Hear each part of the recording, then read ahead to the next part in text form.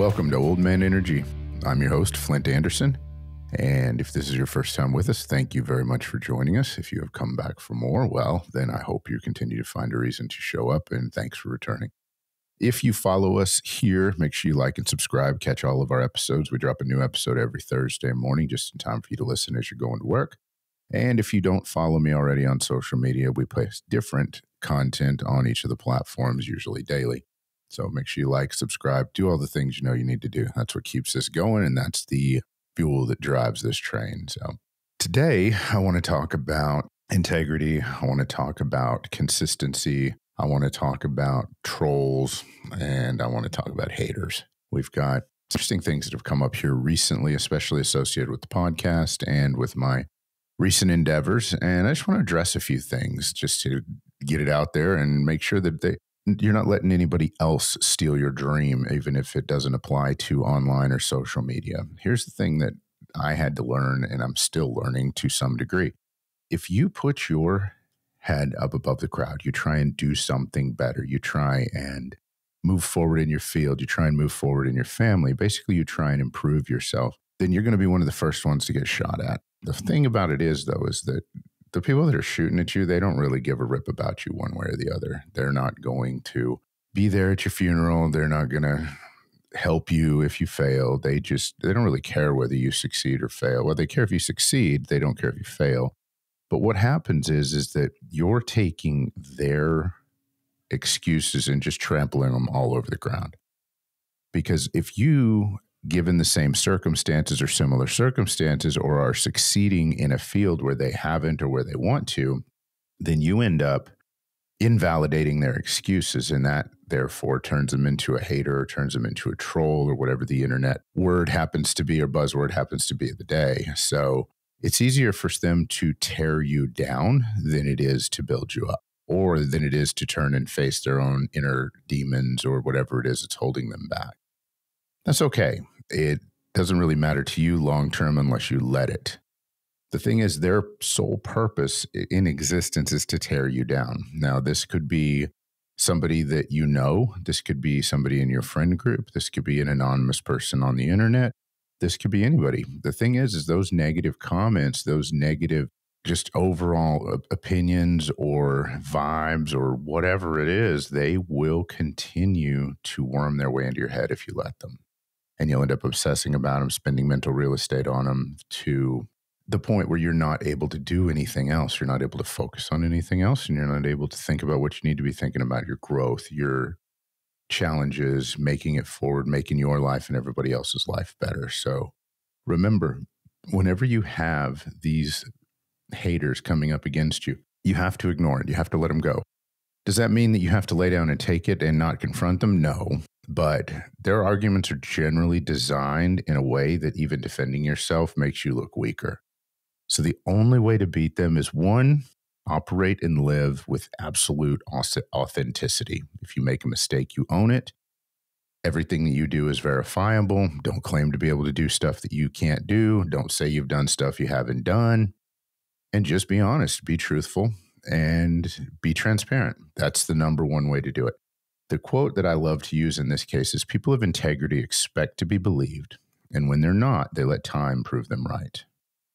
I'm going to use myself as an example in this one because I've been hit by a couple of trolls and a couple of haters here lately, and kind of got in my head a little bit because I spend a lot of time living what I teach. And you know what? I'm not perfect at any of it by any means, but I do mentor. I spend a lot of time on men's issues. Anybody that's listened to this podcast more than one episode understands that.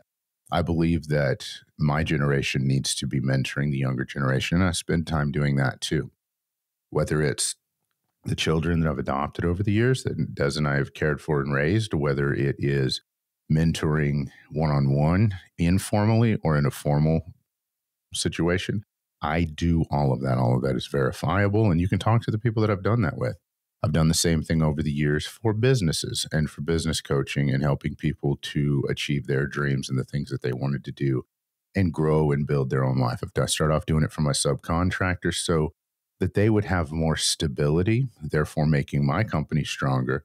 But it was also a way that I could give back and help them to grow their own company and improve their way of life and improve their life for their family. I did that for years, never charged for it, never did any of that, just mentored. I've always enjoyed teaching. I still enjoy teaching, and I don't think I'll ever stop doing that. Do I have programs right now that I charge for? Absolutely. I still give an insane amount of content away for free. I still do mentor for free from time to time. I don't have as much time available for it as I used to. But what I've done is I've converted some of these skills into programs that are teachable, actionable, and definable. And I'm not teaching theory. I'm not teaching what you might need to do, or if you do this, it sounds good, or congratulations, here's some tools that you use. Great. Now you are equipped to go do it, but you got to figure out how to do it. No, I'm actually teaching what I've done over the years. And there's nobody that's gone through my classes that paid for them and finished that didn't come out with more value than they went in. Not a single person. Will I always be able to tell that? I hope so, because that's the level of value that I strive to provide to my clients and to the people that I'm teaching and that I'm coaching. Will there be people out there that don't? You know what? I've already had people that didn't finish. I've already had people that I mentored, and when things got hard, they backed down and didn't want to do it anymore, both paid and unpaid. But you won't find anybody who's paid me that says I'm a fraud, that says I don't deliver on what I'm delivering on, that says I act like a guru and that I'm better than them at all. That you can't. They don't exist. If they've actually gone through one of my programs, started it, quit, doesn't matter. They're not there. As a result, I live with authenticity. From a fitness standpoint, you can go back and you can follow my Instagram.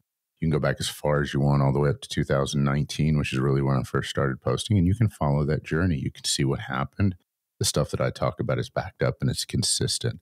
This is living with authenticity. This is doing what you say you're going to do. And this is not doing anything that you haven't done and not saying that you've done stuff that you haven't done. One thing that gets me in the coaching space is the same thing that some of the haters or some of the trolls have come up against me specifically, or even here recently, is teaching things that the people have no, they're just doing it for the money. They're not actually qualified to teach it or anything else. They don't have the skin in the game or meat on the table, so to speak. One of the biggest things is, I use this as an example because this is great. If you want to teach somebody how to scale a service-based business and you are middle management at a company and that's all you've ever done, you're not qualified to teach that. You don't know how to do it. You might know the theory, but you've never been there. You don't know how to do it. That'd be like a white collar person going and trying to teach a blue collar person something. You're not, theory, you might know how it works, but you have no idea how it really works. And you can't teach it. You can teach a class about it, but it doesn't make it authentic. That's living outside of your principles, and it's living outside of what you know to be true. If you've been divorced a couple of times and you recently got married and you're 2 or 3 years into your marriage, you know what? You're not qualified to coach couples. You're not. The only thing you know how to do is get married and get divorced and stay married for a couple of years. You're not qualified to teach long-term happiness in a relationship and in a marriage. Now, does divorce automatically disqualify you for that? Well, it might in your opinion. It doesn't in mine, as long as the consistency is there.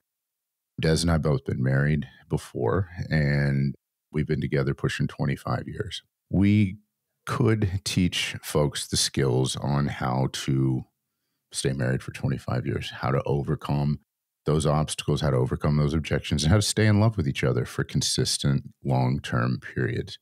That's consistency. That's living what you do. I teach manhood issues. I teach masculinity in a society that just absolutely abhors it. Would I have ever picked myself to be the poster child for masculinity in today's society? I don't know. I don't even think I am the poster child now, but that's the space I operate in because it matters to me. I wasn't raised that way, but I had to learn that. You know what? I think there's some other people out there that can really learn from a lot of the mistakes that I made and the stuff I had to figure out. Authenticity. Here's where it came from. So same thing with business. I've been a full-time entrepreneur for 20 years. Have been independent and haven't had to answer to anybody for 20 years. Well, that's authenticity. I'm qualified to teach people how to do that, at least for 20 years. And I don't know about any more. We'll see. We'll see if we can throw another year in there or 2 years or 3 years in there. Made a lot of mistakes, figured out how to solve a lot of problems. Qualified to help people do that because I've done it. Again, authenticity. But people don't want to see that. People want to see that you're the same as them or that they're better than you. Or the old adage of people don't care if you get ahead as long as you don't get ahead of them. That's very true. The crabs in the bucket story is told a bunch of different places. You can Google what it actually is, but I've never been crabbing or anything. I just know it as an anecdote.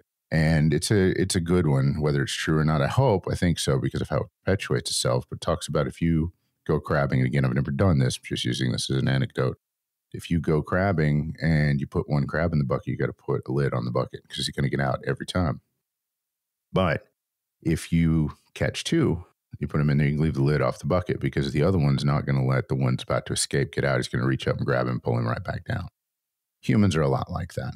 We don't care if you get ahead as long as you don't get ahead of us. There are some of us out there that really want to see you succeed more than we did. I've got several people that I've mentored over the years that have eclipsed me in many ways, that have grown, that have outgrown my mentorship, that have moved on and had really great lives for themselves. And I'm proud of them and I'm happy about that. I'm using this and telling you all of this as an example, not because I'm special, not because I have some magic potion that you can buy for $19.95 and 3 payments of $10 after that. I have practical experience.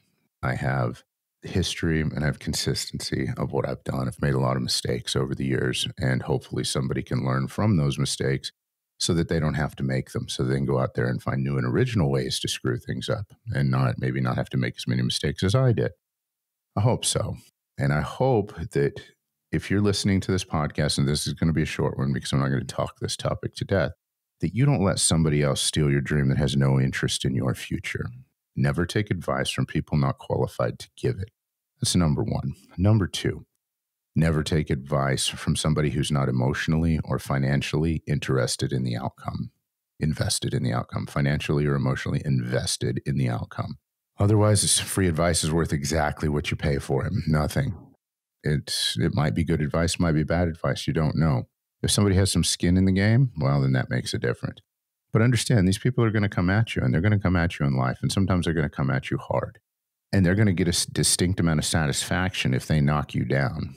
But then they're just going to go on to the next person and do the same thing to them. So not only did they take away your dream, but you gave them reinforcement to the fact that they can now have power and go take away somebody else's because they know it works. Don't give them the satisfaction. Let them take their shot, ignore it, and keep going. Be the person that cannot be stopped. Not everybody has to like you. Not everybody has to love you. But if you live with integrity, if you live with consistency, and you live authentically, they will respect you.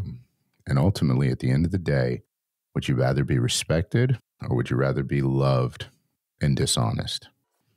I'd really rather be respected and loved. Honestly, that's really what I want.